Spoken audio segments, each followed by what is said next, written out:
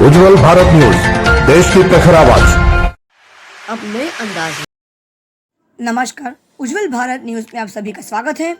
UPSC के result यानी परिणाम घोषित हो चुके हैं और दक्षिण गुजरात के वलसाड़ जिले के लिए बहुत ही गर्व की बात है कि हमारे वलसाड़ जिले के एक विद्यार्थी गौतम विवेकानंदन जी, जो वलसाड़ जिले में ही रहते हैं, जिन्होंने 933 जो कैंडिडेट सिलेक्ट हुए हैं यूपीएससी की परीक्षा के लिए, उसमें से उनका भी सिलेक्शन हो चुका है और ये वलसाड़ में पहली मर्तबा ऐसा हुआ है।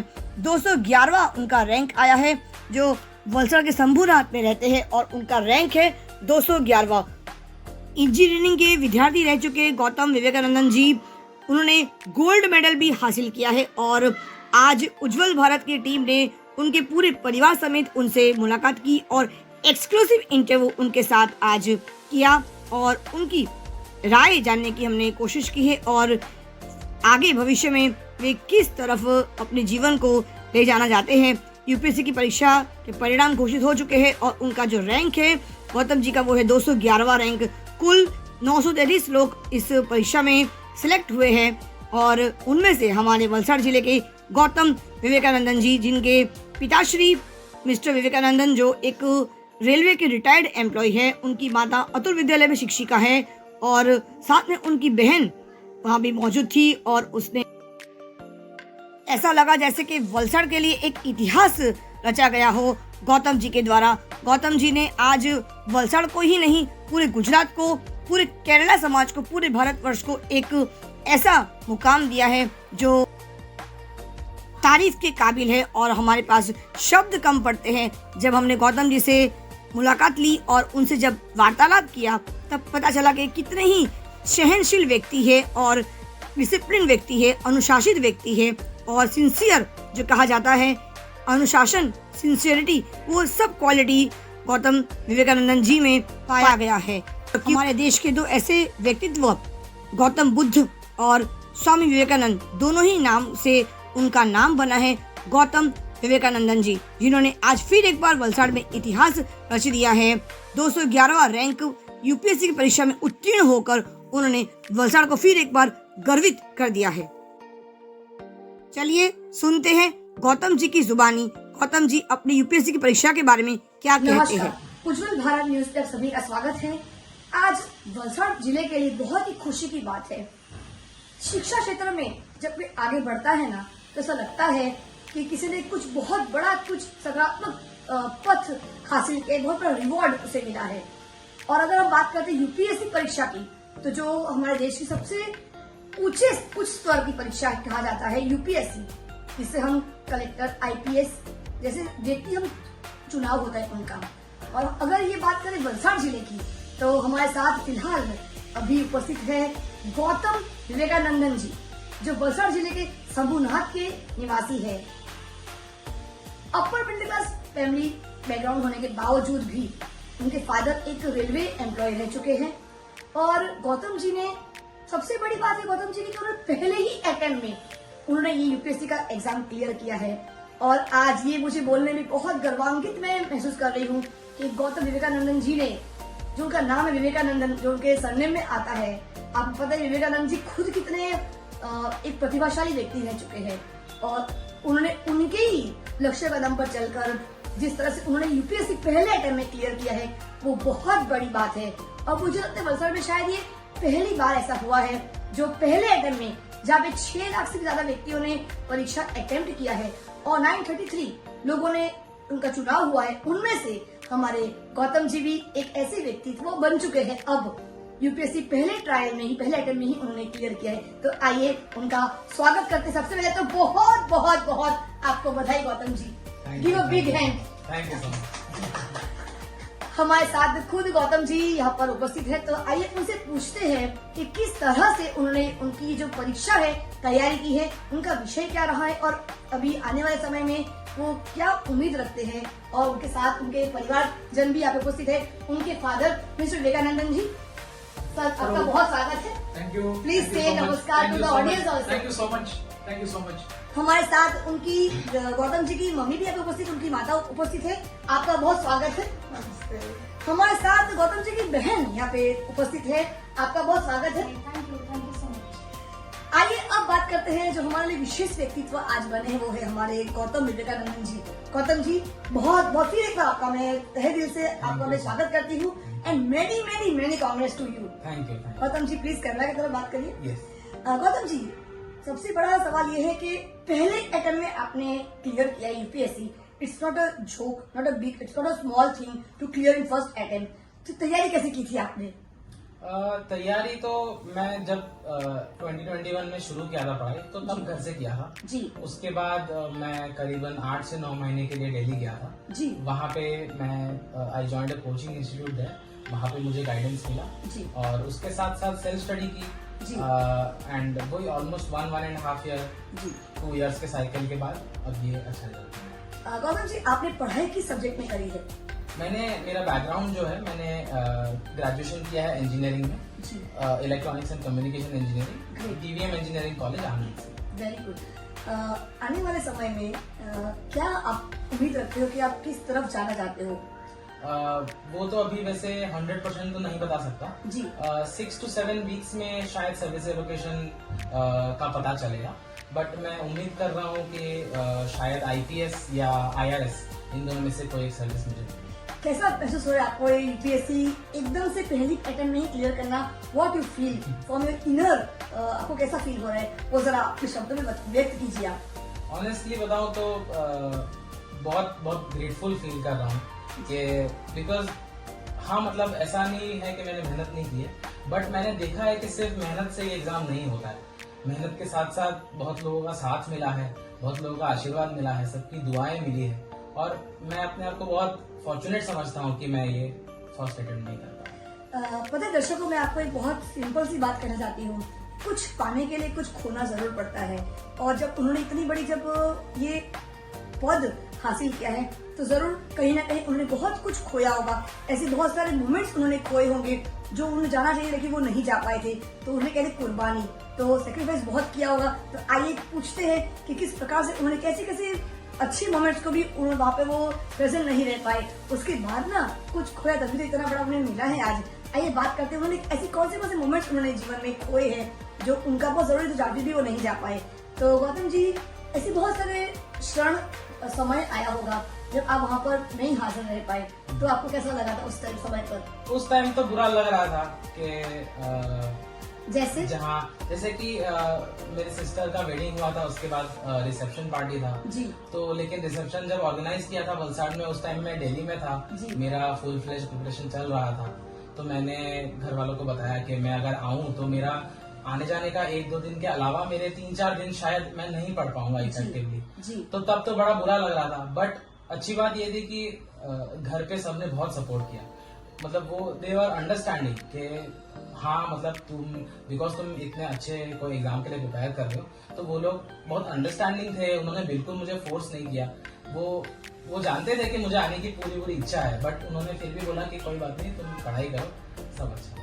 इसके लिए तो मैं उनकी जो सिस्टर है उनसे जरूर मैं पूछना चाहूंगी। सबसे पहले आप अपना नाम बता दीजिए। हाय, मेरा नाम गायत्री। जी कैसा लगा था उस टाइम जब वो नहीं आ पाई, लेकिन आज आपको कैसा लगा उसका sacrifice? I definitely felt bad. उस दिन बुरा लगा था, बट मुझे पता था समवेयर कि ये जिस चीज के लिए प्रिपेयर कर रहा है that is a bigger thing, it's a bigger goal. And अब जब रिजल्ट आया कल and we saw that all India rank 211 आया है, correct, I think all of that sacrifice was worth it. बहुत बढ़िया। आईडी जी की बात सुनकर ऐसा लगा है कि उस टाइम पे सच में बहन होने के नाते उनको बुरा लगा हो, लेकिन आज जब गौतम जी ने वो सेक्रीफाइस को उन्होंने जाहिर नहीं जाने दिया और आज जो फर्स्ट अटेम्प्ट में क्लियर की यूपीएससी, बहुत बड़ी बात होती है। मेरे पास शब्द नहीं है बयां करने को कि मैं गौतम जी के लिए इतनी खुश हूँ और मैं खुद भी एक शिक्षिका के साथ फिर मैं पत्रकार हूँ, पहले मैं शिक्षिका हूँ, तो मुझे खुद को एक प्राउड फील हो रहा है कि वलसाड़ का एक हमारा बच्चा जो यूपीएससी पहले अटेम्प्ट में क्लियर किया है, वो बहुत बड़ी बात है। यूपीएससी अटेम्प्ट करके फिर उसको क्लियर करना पहले अटेम्प्ट में आसान नहीं होता है, वो उसी को पता जिसने उसको क्लियर किया है। आइए उनके फादर से, उनके पिताजी से भी कुछ पूछताछ कर लेते कि वो आखिर इस इतने खूबसूरत मोमेंट को वो क्या फील कर रहे हैं। I am so happy. There is no words to express actually. And he has proved that he can do it. And we were supporting him. All moral supports were given by us, and he has sacrificed many things. Actually. Basically you are from which I'm from state? Kerala. Okay, you are working as I was working as chief office superintendent in Railways, Western Railway. Now I you are- retired in 2020. अच्छा, And after that, I was also giving all moral support. Very true. And he took inspiration from me also. Okay, So we were giving all support. Now what do you feel about your I'm सन? so happy. I'm so thrilled. There is no words to express my feelings. Really, the whole family is so happy. Actually. There is no words to express that. How it is like. आदत से भी पूछ रहे थे कि वो उनके शब्दों में क्या फील करती, वो क्या कहना चाहती है उनके शब्दों में. आपका बहुत स्वागत है. पहले आपका नाम बता दीजिए. मेरा नाम सुम्पा विवेकानंदन है जी, मैं अतुल विद्यालय के टीचर में ग्रेट. तो क्या फील करती हो आप आपके बेटे के लिए? बहुत प्राउड महसूस हो रहा है. जैसे ये भी अपने स्कूलिंग अतुल विद्यालय से ही किया है. Basic up to 12th standard ही studied in Atul Vidyalaya. Correct. वहां से 10th पास करते ही उसको इच्छा थी कि मेरे को IPS में जाना है, मेरे को IAS करना है. मगर वो सबसे टफ एग्जाम होता है. Being a teacher I know, क्योंकि बहुत सारे स्टूडेंट्स चाहते थे मगर प्रीलिम्स भी क्लियर नहीं कर पाते. तो बैक ऑफ द माइंड मेरे को डर था ही, जी, क्योंकि हमारे लिए क्या है, job is the main thing. तो जॉब तो लेना ही है एट एनी कॉस्ट. तो हम चाहते थे कि वो इंजीनियरिंग करे. तो he got very good percentage in 12th standard. So he got into BBM engineering college. वहाँ इंजीनियरिंग किया. तभी भी उसको बैक ऑफ द माइंड बोलता ही था, मम्मी मेरे को तो करना ही है. फिर पापा ने एकदम फुल सपोर्ट. पापा ने बोला बच्चों को करना है कर दे दो. एक्चुअली सब इंजीनियरिंग तो है, he is government medallist in engineering. So वो तो है ही उसकी सपोर्ट. अभी उसको आगे बढ़ने दो. तो वी सपोर्टेड एंड आफ्टर बहुत बहुत हैप्पी महसूस हो रहा है. बहुत थ्रिल भी है. आंसू भी है. कल से सोने पहले 2 दिन टेंशन के कारण सो नहीं पा रही थी. कल तो एकदम खुशी के मारे सोने पा रहे. धन्यवाद. Thank you so much. बहुत सुन के अच्छा लगता है जब ऐसे किसी परिवार से मैं मुलाकात करती हूँ. शिक्षा प्रणाली से मैं बात करती हूँ, शिक्षा प्रणाली के नाते जब मैं बात करती हूँ ना, सच में गदगद महसूस होता है कि हमारे वलसाड़ के एक बच्चे ने UPSC क्लियर किया है. आज वो जाकर हमारे देश के लिए एडमिनिस्ट्रेशन डिपार्टमेंट के अंदर वो काम करने जा रहे हैं. तो कुछ और इम्पोर्टेंट बात कर लेते हैं. गौतम जी, प्रीलिम्स और मेंस के बीच में एक गैप होता है. प्रीलिम्स क्लियर करना और मेंस क्लियर करना में दोनों में क्या डिफरेंस है? कि ये हमारे जो अभी के जो यूथ है, जो दो स्टूडेंट्स हुआ प्रिपेयरिंग फॉर UPSC, उनके लिए बहुत जरूरी है. How you prepare prelims and how what are the major difference between prelims and major main exams? So preparation तो वैसे इंटीग्रेटेड ही होता है दोनों के लिए. जी, अगर 1 साल 1.5 साल के लिए पढ़ रहे हो तो उसमें से प्रीलिम्स से 3 महीने पहले तक का जो भी प्रिपरेशन हो रहा है दैट इज कंबाइंड प्रिपरेशन. तो हम पढ़ तो मेंस के लिए रहे हैं जी, लेकिन ऐसा होता है क्योंकि प्रीलिम्स जो है वो एक एलिमिनेशन एग्जाम है जहाँ बहुत सारे कैंडिडेट्स एग्जाम लिखते हैं और उसमें से सिलेक्टेड लोगों को ही वो मेंस एग्जामिनेशन के लिए ले जाते हैं. और बिकॉज प्रीलिम्स एक MCQ बेस्ड एग्जामिनेशन है तो वहाँ पे रिविजन वगैरह बहुत इंपॉर्टेंट हो जाता है. तो प्रीलिम्स के लास्ट 3 मंथ्स में अप्रोच यही रहता है कि बार बार जो ऑलरेडी पढ़ चुके हैं उसको रिवाइज करें, कुछ नया ना पढ़े, सो दैट जो पढ़ा हुआ है उसको अच्छे से रिवाइज करके याद करें, न्यूज़पेपर वगैरह पढ़े. जी. तो ये अप्रोच रहता है प्रीलिम्स के पहले. उसके बाद जो गैप रहता है प्रीलिम्स और मेंस में, उसमें 1-2 हफ्ता लगता है प्रीलिम्स का रिजल्ट आने में. उसके बाद ऑलमोस्ट 2.5 to 3 मंथ्स मिलता है. अच्छा. तो अब जैसे कि मैंने बताया था कि पहले ऑलरेडी हम मेंस की तैयारी तो करते ही हैं, बट फिर वो नेक्स्ट 2-3 मंथ्स जो होता है उसमें बहुत इंपॉर्टेंट होता है कि हम टेस्ट दें, क्योंकि मेंस जो है वो पूरा सब्जेक्टिव होता है. वहाँ पे 2-2 पेज के आंसर लिखने पड़ते हैं. तो डिफरेंस ये हो जाता है कि जहाँ पे प्रीलिम्स एक MCQ है, तुमको सिलेक्ट करना है ऑप्शन, दूसरे में तुमको लंबा आंसर लिखना है. तो यहाँ पे तुमको प्रैक्टिस करने पड़ेंगे टेस्ट. तुम लिखो, तुमको आंसर राइटिंग स्किल डेवलप करनी पड़ेगी कि तुम अच्छे से लिख पा रहे हो, अच्छे से प्रेजेंट कर पा रहे हो, अपने जो थॉट्स हैं उसको एक्सप्रेस कर पा रहे हो. तो उसके लिए थोड़ा प्रैक्टिस करना पड़ता है क्योंकि नॉलेज तो ऑलरेडी गेन किया है. अब उसको तुम कैसे यूज करो दैट उस पर डिपेंड करता है. How to present yourself. Yes. अच्छा, सबसे बड़ी बात यहाँ पे आती है जब हम लोग पॉइंट ऑफ व्यू की बात करें कि डिस्क्रिप्टिव और MCQ में नेगेटिव मार्किंग का जो एक बहुत बड़ा एक पार्ट है, सबसे ज्यादा लोग वहीं पे मार खाते हैं कि अगर 10 में से 40 गलत हो गए तो कोई वैल्यू नहीं रहता. तो नेगेटिव मार्किंग ना हो टू द पॉइंट ही लिखना है और जितना कॉन्फिडेंस होना चाहिए उतना ही आपको उस पर ही टिक करना है। तो वहाँ पे मेरे जो आने वाले स्टूडेंट्स है यूपीएससी में तैयारी करने वाले, उनके लिए ये बहुत बड़ा एक पार्ट है। नेगेटिव मार्किंग कम से कम होना चाहिए। नेगेटिव मार्किंग आपको तोड़ देता है, मेंटली भी आपको तोड़ देता है। तो वहाँ पे जरा आप सजेशन दीजिए आने वाले बच्चे स्टूडेंट्स के जो यूपीएससी तैयारी कर रहे हैं। तो बात उसमें ऐसी है कि 100 क्वेश्चंस होते हैं जी, और वो 100 क्वेश्चन डिसाइड करेंगे अगर तुम मेंस लिखने वाले हो या नहीं। तो वो 100 क्वेश्चंस में हमारा एम ये होना चाहिए कि हम बाकी at the end of the day it's a competitive exam. तो हमारा एम ये नहीं है कि 200 में से 200 नंबर लाने, हमको सिर्फ इतना करना है कि कंपैरेटिवली बाकियों के कंपैरिजन में अगर हम टॉप 10,000 13,000 में आ जाते हैं तो भी हम मेंस लिखेंगे। तो हमारा अप्रोच यही रहना चाहिए कि यस 100 में से 30 to 40 क्वेश्चन होंगे जो हमको 100% पता होगा कि ये करेक्ट है, लेकिन उसके बाद भी जब हम एक्स्ट्रा एडिशनल क्वेश्चन अटेम्प्ट करते हैं वहाँ पे हमको थोड़ा लॉजिकल गेस लगाना पड़ता है कि ये 4 में से 2 ऑप्शन तो मुझे देखे ही गलत लग रहा है कि ये दोनों तो नहीं होगा। तो फिर वो 2 ऑप्शन में से फिर हम सिलेक्ट करें कि अच्छा इसमें से कौन सा हो सकता है। तो वो जो चीज है वो उस प्रैक्टिस से ही आती है। तो हम जितना टेस्ट देते हैं, जितना हम नंबर ऑफ टेस्ट देते हैं, तो उतना टेस्ट देने के बाद जब हम रिजल्ट एनालाइज करते हैं तो हमको पता चलता है कि हमारा स्ट्रेंथ और वीकनेस क्या है। तो पता चलता है कि कितने नंबर ऑफ क्वेश्चन अटेम्प्ट करने पे मेरे स्कोर मैक्सिमम आ रहा है, अगर मैं कम कर रहा हूँ तो स्कोर कितना आ रहा है, अगर बहुत ज्यादा कर रहा हूँ तो कितना है। तो तुम एक पर्टिकुलर नंबर पे आ जाओगे कि मुझे इतने क्वेश्चन अटेम्प्ट करने हैं जहाँ पे मेरा सेफ रहेगा कि मैंने अगर इतने के किए तो अगर थोड़ा नेगेटिव में भी गया तो भी मैं सेफली निकाल पाऊंगा। तो वो प्रैक्टिस से ही आएगा।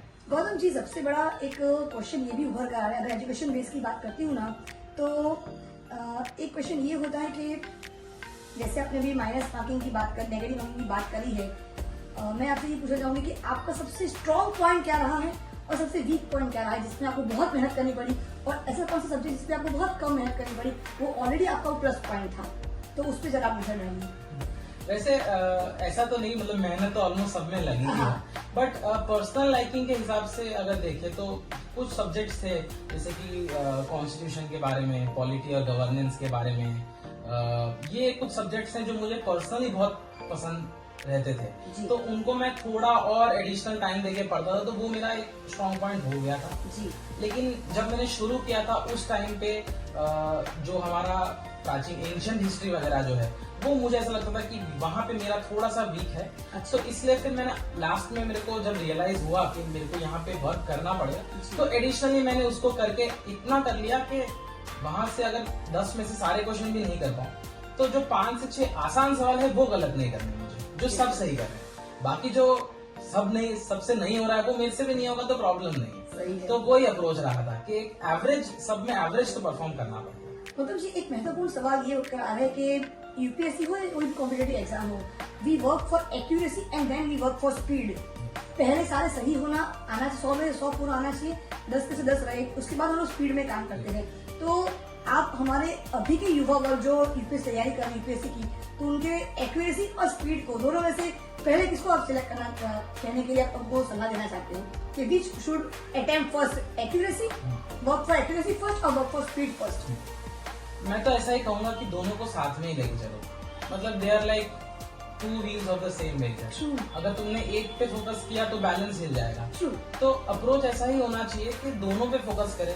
ऐसा ना हो कि खत्म तो कर दिया पेपर लेकिन एक्यूरेसी नहीं आई, और ऐसा भी ना हो कि 100 क्वेश्चन में से बस 20 किए, 20 सही हो गए लेकिन बाकी 80 अटेम्प्ट नहीं करना, तो that does not make sense. तो बात यह है कि दोनों को साथ में ही करना है। एंड एज आई सेड, जितना टेस्ट दोगे, खुद को एक्सप्लोर करोगे तो खुद के स्ट्रेंथ और वीकनेस पता चलेगी, और वही एनालाइज करके फिर पता लगाना है कि क्या हम चेंज कर सकते हैं बेटर करने। बहुत अच्छा, नाम में ही गौतम भी आ गया है और विवेकानंदन भी आ गया है। नाम गौतम और साथ में सरनेम में विवेकानंदन, और 2 ऐसे व्यक्तित्व है हमारे देश के, एक गौतम बुद्ध और स्वामी विवेकानंद। जब नाम में ही 2 व्यक्तित्व जुड़े हैं तो तीसरा व्यक्तित्व तो बनकर उभर कर आना बहुत सिद्ध मुझे लगता है, बहुत सही है। You really, Gautam Vivekanandan ji, you deserve it. Gautam और विवेकानंद हमारे देश के ऐसे 2 व्यक्तित्व रह चुके हैं, और जब दोनों का कॉम्बिनेशन एक ही नाम में मिलता है तो वो तो एक तीसरा व्यक्तित्व बनकर उभर कर आना बहुत सही है। एंड रियली गौतम विवेकानंद जी ने वो डिजर्व किया है और वो साबित किया है। गौतम को भी कहीं ना कहीं उन्होंने अंदर समाया हुआ है, उनकी जो बुद्धि और जो है रिद्धि सिद्धि है उन्होंने समाया है। और विवेकानंद ने जो समाज के लिए जो काम किया और वैसा ही वो भी कुछ अभी करने जा रहे हैं। शुरुआत उनकी हो चुकी है, तो मैं ये आशा करती उम्मीद करूंगी कि हमारे देश में एक नया गौतम बुद्ध और एक नया विवेकानंद फिर से उभर कर आया है। जब नाम में ही दो व्यक्तित्व जुड़े हैं, समाये है, तो तीसरा व्यक्तित्व जरूर बनकर आएगा जो गौतम भी है और विवेकानंद भी कहीं ना कहीं उनके अंदर मुझे दिखाई देता है। तो उज्जवल भारत न्यूज ये एक्सक्लूसिव इंटरव्यू पब्लिक के लिए लेकर आ रहा है। आज की तारीख में इंटरव्यू रिलीज हो जाएगा, जो पब्लिक देखेगी तो मैं उम्मीद करूंगी कि जो यूपीएससी तैयारी कर रहे युवा वर्ग जो है वो देखकर बहुत खुशी होगी उनको, और साथ में वो हमारे वलसाड़ जिले के ही नहीं, गुजरात में केरला समाज के जितने भी लोग हैं, हमारे जितने भी देश के लोग हैं, हमारे विदेशों में जो लोग रह रहे हैं, हमारे भारत के लोग रह रहे हैं, वो आज गौतम जी को देखकर बेहद खुशी महसूस करेंगे कि उज्जवल भारत हमेशा प्रयास करता है कि सकारात्मक व्यक्तित्व को सही समय पर सही तरीके से सही लोगों तक पहुंचाने का सकारात्मक प्रयास करता है। मेरे साथ हर्षदा बनकर जी यहाँ पे उपस्थित है। वो गौतम विवेकानंद जी की पड़ोसी है, नेबर है। तो जानते हैं कि पड़ोसी कहते हैं ना कि हर काम सबसे पहले रिश्तेदारों से पहले पड़ोसी काम आते हैं। तो वैसे ही नेबर का मतलब ही होता है कि near relative is called refer as a neighbour, सबसे करीबी रिश्तेदार नेबर होता है। तो हर्षदा जी उनकी पड़ोसी रह चुकी है, बचपन से उनको देखा है, खेलते कूदते पढ़ाई करते देखा है। आइए कुछ उनसे भी जान लेते हैं कि गौतम विवेकानंद जी उनके लिए कितना महत्व रखते हैं और वो उनके लिए क्या सोच सकती है। हर्षदा जी खूब खूब તમારું સ્વાગત છે અમારા ઉજ્જવલ ભારત ચેનલ પર। થેન્ક યુ ગૌતમજી ને આજે જે હાસિલ કર્યું છે ને એ જાણીને અમે એટલા ખુશ છે કે અમે ખુશી જાહેર કરી નથી શકતા। અમે સેલિબ્રેશન પણ કરવાના છે આના માટે, પણ હમણાં સરપ્રાઈઝ રાખ્યું છે। અને બીજું કે ગૌતમ જયારે નાનો હતો ત્યારથી આટલો મોટો થયો તો એટલો સિન્સિયર ને વ્યવસ્થિત કે જેની આજે હું તમને વાત પણ કરું તો તમે વિચાર કરશો કે ગૌતમે બધા નાના જોડે નાનો, મોટા જોડે મોટો, અને જરા પણ પ્રાઉડ નથી એની અંદર। પ્લસ ગૌતમ અમારી જોડે હસતો રમતો રહ્યો, બધી એક્ટિવિટીમાં પાર્ટ્સ લીધો। એવું નથી કે ખાલી ચોપડી જ્ઞાન છે ને, એવું પણ નથી। બધી જ એક્ટિવિટીમાં એને પાર્ટ્સ લઈને અવ્વલ આગળ આવ્યો છે, બધામાં જ આગળ આવ્યો છે। આજે એને જે આ એક્ઝામ યુપીએસસી ની પાસ કરી એ તો અમારા માટે શંભુનાથ હલર શંભુનાથ માટે તો ખૂબ પ્રાઉડની વાત છે કે આજે ગૌતમે જે નામ ઉજ્જવલ કર્યું છે ને એને જોઈને અમારી છાતી તો ફૂલી ગઈ છે। શંભુનાથ વાળા તો એટલા ખુશ થઈ ગયા છે કે અમારા ગૌતમે છે ને આજે અમારું નામ રોશન કરી નાખ્યું, શંભુનાથને આજે रोशन કરી નાખ્યું। Thank you. बस एक आखिरी में आपसे सवाल पूछना चाहूंगी, सोशल मीडिया कहीं ना कहीं सोशल मीडिया से हम जुड़े हैं कि चैनल उसी में जाएगा। सोशल मीडिया के लिए और आज की युवा वर्ग जिस तरह से सोशल मीडिया को रिएक्ट करते हैं, उसके लिए आप क्या सोच रखते हो, आपकी क्या राय है सोशल मीडिया को लेकर? कहीं ना कहीं हम सोचते हैं सोशल मीडिया गलत रास्ते में लेके, लेकिन नहीं, जो लोग पढ़ाई करने वाले बच्चे वो सोशल मीडिया नेगेटिव असर हो ही नहीं रहता। कहीं ना कहीं यूपीएससी की तैयारी करने के लिए भी रिसर्च करने के सोशल मीडिया कहीं ना कहीं काम जरूर आता है। तो उसके लिए भी आपको कुछ बोलना पड़े सोशल मीडिया के लिए। What you feel social media, how much helpful and fruitful to be a part of UPSC and to be attend UPSC and to clear UPSC, how much it is helpful?